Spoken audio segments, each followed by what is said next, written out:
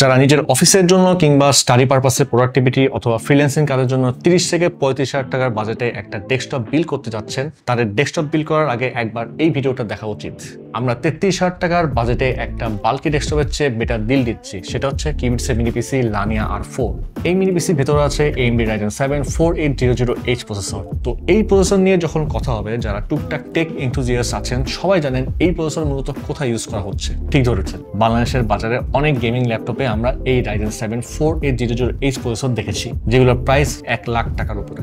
But কখনো কি ভেবেছেন যে 8 কোর 16 থ্রেডের এই সিপিইউ একটা মিনি পিসিতে ইউজ হবে? কিবিটসের ব্যানারে অ্যাভেলেবল আছে AMD Ryzen 7 4800H দিয়ে বিল্ড করা মিনি পিসি লানিয়া R4। মাত্র 33,000 টাকায় পেয়ে যাচ্ছেন এই মিনি পিসির 8GB র্যাম এবং 500GB SSD এর ভেরিয়েন্টটি। আর এই মিনি পিসি চালানোর জন্য আলাদা করে পাওয়ার সাপ্লাই অ্যাড করার ঝামেলা নাই, 90 ওয়াটের মধ্যেই এর কাজ হয়ে যাবে।